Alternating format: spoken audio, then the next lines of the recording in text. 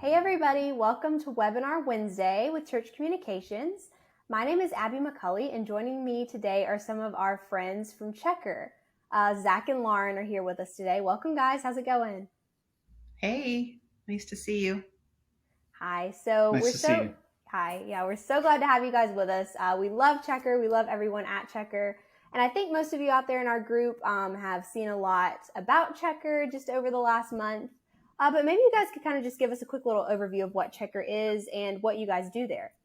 Absolutely. I will start. Once again, my name is Lauren Bell. I'm the Fair Chance Program Manager at Checkr. I've been here about 2 years. And in my role, I really focus on identifying and bringing in fair chance talent. Checkr, I think, as most of you know, obviously we are a background check tech company, but I think really what we pride ourselves on is our fair chance mission. And our fairness mission really can be seen in a few different ways at Checkr. One is through our technology and the products that we create, really trying to encourage other businesses to learn more about how to integrate fairness in hiring. Secondly, we're a really proud Fair Chance employer. We set an annual goal for ourselves. In 2021, we actually set a goal to ensure that 5.5% of our colleagues would be folks who are formerly incarcerated. And we exceeded that goal and hit 6% of our colleagues are formerly incarcerated. And that's across about 8 different departments. And then lastly, and kind of part of the reason why we're here today is that our mission really plays out through the advocacy that we do and the conversations we have with folks like you. So it's great to be here. Thank you, Abby. Awesome. Absolutely. Yeah. Zach, let's hear a little bit about what you do at Checkr. Hi, my name is Zach Moore. I'm on the UI platform team at Checkr. I'm a software engineer. Cool. We are so glad to have you guys. So Lauren, you mentioned a lot about fair chance hiring. I know that is a big part of your mission. Kind of give our listeners a little bit of an idea of what that means. Tell us about that. At the 50,000 foot view, what fair chance hiring really means is looking different, fundamentally different at hiring folks who have been through the criminal justice system. I think for most people who aren't formerly incarcerated themselves, haven't gone to jail or prison themselves, or don't have a family member or a friend, people really kind of understand the experience in ways that are available to them. And I think fundamentally what we need to do is, sort of say to ourselves, I have limited information on what it's like to go through the criminal justice system, and certainly what an experience of reentry is, and what the difficulties are of getting a job when I'm formerly incarcerated. So I think when we start thinking differently about fair chance hiring, we can actually approach the process of it differently. So the process itself is really just about being open to widening the pool of candidates that you're considering for employment. Some people think fair chance hiring and, kind of just for ease of language now is kind of a handout to folks, but it's really not saying to anybody that you have to hire somebody who is formerly incarcerated. It's really just saying create processes where you're not limiting the best candidate based on somebody's background. So it's giving everybody a fair shot. And then certainly for some businesses, a fair chance hiring is also about really fine-tuning some of your recruitment, hiring, interviewing processes, again, to just ensure fairness throughout the whole process. So it's not a handout. It's not necessarily a program. It's really an opportunity to give somebody who could be your greatest employee a fair shot at getting in the door. Definitely. That makes sense for sure. That was a really concise definition, I think. Zach, do you have anything to add to that? Not for that question. No problem. So maybe we could talk a little bit about what are some of the benefits of fair chance hiring beyond what you just explained. Are there any specific things that really make it positive? There are many benefits to fair chance hiring. I think just really broadly, we know this and we hear this quite a bit, that in our workplace, the more diversity that we have across every demographic, every factor in consideration, the more creative our business, the more innovative our business, the more productive our business. Oftentimes, somebody who's formerly incarcerated isn't really a part of that conversation. And part of our work is really making sure that DE&I strategies include folks who are formerly incarcerated. I think once you get somebody in the front door, you've gone through the recruitment process and the hiring process, and you've made an offer. What you'll so often find, and this is not a narrative that you're always going to hear, but what you'll so often find is that you have found a person who really wants to give back to the business that hired them, wants to work really hard. A lot of folks aren't looking to jump from career to career. It's a little bit nerve-wracking for many people who are formerly incarcerated to go through this process to begin with. So when you get hired, you get somebody who wants to stay on for a while. They want to roll up their sleeves. They want to learn. They want to grow, and certainly want to contribute. And Checkr's experience really spotlights that. And I know Zach can attest to this as well. I mean, our colleagues who are formerly incarcerated, they show greater work satisfaction. Companies have different surveys, and our colleagues who are formerly incarcerated, there's greater work satisfaction, there's greater loyalty.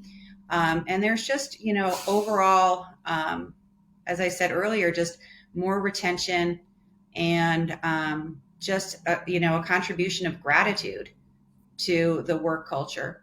So there's a lot of narratives about risk in hiring somebody. I think that society will have people thinking more about what the risks or the liabilities might be in hiring somebody who is formerly incarcerated. And our experience has really just, kind of contradicts all of those fears and liabilities. And that, the folks that we have that are working with us, our friends, our colleagues, just make amazing contributions to the company. Yeah, I think I'd add also, like, the other side of it isn't just the employers that get the benefits of it, right? The people that are formerly incarcerated, they benefit greatly from it, right? One, it helps them break out of that cycle of poverty or incarceration that they were in by giving them that opportunity to earn, a fair, livable wage, especially in areas like the Bay Area and other like large cities where cost of living is just so high. It's hard to find employment that'll pay someone that livable wage. The other thing is that it makes our community safer in general, right? Like if there's a way to lower recidivism and give people a real chance to live a healthy lifestyle that they can become productive members of society, it's all the better. So it kind of benefits everyone, not just the employer, but society as a whole. Can I just add one more thing? Zach just made me think about it. I often say, and I feel like there's such a truth to this, that through the routine acts of hiring at small, medium, and large businesses, we are able to advance social justice goals as a broader society. We are able to advance racial justice goals as a broader society. And this is through the routine act of hiring. We're helping communities, we're helping families, and of course, individuals. And I just don't think that can be understated. It's really important that we realize that through the power of work, we're rebuilding communities, and everybody has a role to play in that. Definitely. And I think a lot of people probably don't make that connection because, like you said, it's routine. It's something everybody does all the time. But really thinking of it on a grander scale like that really puts it into perspective. And I'm wondering too, if you guys maybe have like a very like particular like story or example of fair chance hiring impacting someone specific. I mean, for me, it's me, right? Like I'm formerly incarcerated. Let's see, I spent 22 years incarcerated in California prisons on a life sentence, no less, from the age of 15 to 38. I'm 3 years removed from my incarceration now. And I mean, when I came home, I didn't have any like real job search skills behind me, right? Like I've been incarcerated since I was 15, had no work experience, and I learned to be a software engineer while I was incarcerated. So for a lot of people coming in, like I had no work experience in the field necessarily. I had the education, but I really needed someone to take that chance on me. And for me, like I was lucky that I found Checkr and had a potential employer that was willing to, one, sit down across from me and have that conversation and actually interview me. And then the other side of it is to actually like evaluate me based on my skills and what I wanted to be, and not necessarily, the crime that I'd committed in the past or who I was on paper. And so like to have that like entry into the field, even to be able to get that work experience, is going to like set me up for success that much further along the line. Even, if I stay at Checkr forever, or if I don't and want to go to a different career or something, at least, like I've had someone take that chance on me to give me that experience that I could point to for potential employers in the future as well. And, I would just add to that, and I mean this so respectfully, is there's just, again, a real misperception on the volume and breadth of talent that exists amongst the community of people that is formerly incarcerated. I mean, Zach is a beloved colleague of ours, an incredible contributor at Checkr. And there's a whole array of people out there that, come into their professional space with so much to give and with so many talents. But so often, and we know this very, very clearly at Checkr, it's somebody's background check that prevents them from being considered. And this is why we've dedicated resources and why we advocate at Checkr. We do not want somebody's past record to be a barrier to their professional success. We want to see all people have a second chance, as we described it the other day, at a first-class life. And every person is deserving of that. So again, to come full circle, no matter the size of your business, we all have a responsibility to play in really looking beyond that information that is on a piece of paper to the human being. We don't know the circumstances around what happened to somebody 15 or 20 years ago. But we do know that we have an opportunity to look at that person as a whole person and think to ourselves, as Zach just so perfectly put it, think to ourselves, what are the skills that person brings to the table? How can they help us drive success as a business? How can they contribute to our community at the business? And those are important reminders. We can't just use that background check as the single source of truth for what somebody can bring to the table, because it certainly is a very limited piece of information, an important one, but a limited piece of information. Definitely. And I feel like there's a lot of companies out there that have a mission or a vision hung up on the wall somewhere, and that's it. It doesn't really go beyond that. But it's very clear and very evident that you guys really believe in the mission that you're trying to accomplish at Checkr. And I think that's really amazing. And so I'm curious, how could someone, if someone's watching this and they have a business or they work somewhere and they want to incorporate fair chance hiring practices more into the way that they do things, what would be some good first steps? I'll take a first stab at this. I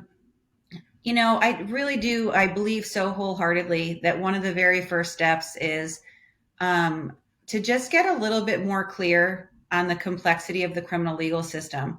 There's so many people out there that really feel like the system is working exactly as it should be because somebody doesn't have an intimate connection to it. Most people, thankfully, don't have any connection to it. So really learning a little bit more in your own communities about how the criminal legal system operates and where there's a lot of flaws in it. Certainly the flaws that show up when somebody's reentering society after having done, whether it's 2 years or 22 years in prison, just by having a record, you've got a barrier. So the first thing is just education and kind of raising awareness for yourself about the challenges. And secondly, I also just really believe is saying to ourselves, we have to collectively take responsibility. The impact and the scale of incarceration in our country is quite big. There's stats of 1 in 3 people have some connection to the criminal legal system. So we all have to take responsibility for mitigating that. And then, on the nuts and bolts piece of things, what we do at Checkr is we work really closely with partners in our community who are on the front lines of working with folks who are coming home.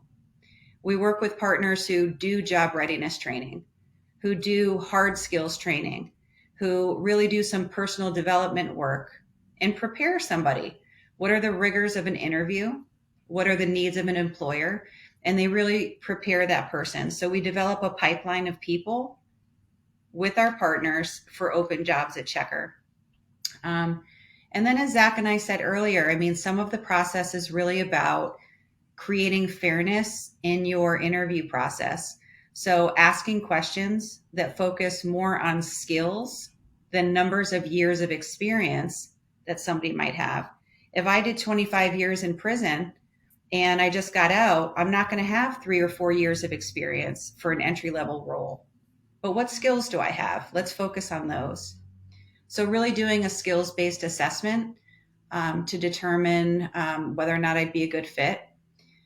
And then I'm not sure where all of your businesses are located, but if you're not a fair chance or second chance, ban the box, city or state, also just consider not doing a background check until you've made a job offer and really kind of letting that person demonstrate their strengths, their skills before the background check is done. And then once the background check is done, even if something gets flagged, really thinking to yourself, let me use what we call in our work, the nature time nature test, to really think about how long ago was the conviction? What is the nexus between the conviction and the role that somebody is being hired for? And if there isn't a strong nexus, then you've already made the job offer to that person, letting that job offer stand. So Checkr's got a playbook that really kind of summarizes what I just said pretty succinctly. And we can certainly, Abby, send that to you, and you can send it out to any folks who would be interested in the audience. But, there's pretty low-hanging fruit ways to launch a program. It's not too complicated, but at the same time, you want to do a process that's comprehensive and supportive to folks for whom they might be reentering the workforce after a long period of incarceration. Yeah, I think the only things I would add was I've seen some companies, Checkr's included, where they actually add it to the job description when they do a job post, right? That they're a fair chance employer even. So that way they don't limit their pipeline to people that are applying that may, not be formerly incarcerated or justice impacted. Other things that, were helpful, that Checkr actually offers a product called Candidate Stories, where it allows people that are applying for a job to challenge their background check, things that come up, and just add some clarifying information their potential employer might actually want to know. Like perhaps like the person that committed the crime when they were 15, maybe they had nothing to do with the crime, but it was like a wrongful conviction or something, and allows them to actually get that information to the employers. So there's a lot of different tools and things that can be used that Checkr provides, but also like an employer can just, send a follow-up email asking for more information in certain cases. To dovetail on something that Zach just said too is, in addition to making sure that the job descriptions are fair chance friendly, is also really being intentional about your adjudication settings for your background check. And some people have a pretty narrow set of parameters for their background check, which excludes a lot of people. So really trying to think about how you can, whatever your bottom line risk is or your bottom line safety need is, that outside of that, you really try to widen your parameters to let in people, again, just for consideration, so you can give somebody a fair shot through the interview process. Fantastic. It really sounds like there's a lot of ways, simple things, ways that people can get started in this process. It was fantastic to learn about this from you guys today. It was amazing to hear from you. And like I said, we have so enjoyed working with everyone at Checkr. And we will include links to some of the resources that you guys have mentioned. But if anyone is interested in reaching out or learning more about Checkr specifically and the things that you guys offer, what would be a good way for them to connect with you? Email is always a great way to connect. My email is Lauren, LAUREN.Bell, BELL at checkr.com. I can also send that to you, Abby, so you can share it as needed. And Zach, I don't know what you think.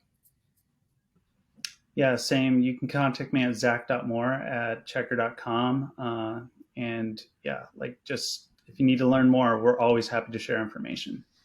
Yep. One other plug, and this is a timely one, is that in February, we are going to be doing a speaker series to, kind of dig a little bit deeper into the impact of incarceration on women, juveniles, and veterans. So we'd love to send that information to you, Abby. And also in April, we're going to be doing a TEDx event that we'd love to have folks in your community join us in. So we'll send you details for both. Absolutely. Yes, that sounds awesome. We will definitely make sure that everybody gets details on that. That sounds amazing. I can't wait. Thank you, Thank Abby. you guys so much for being with us today, and we'll talk to you next time. Thank you, Abby. Thank you.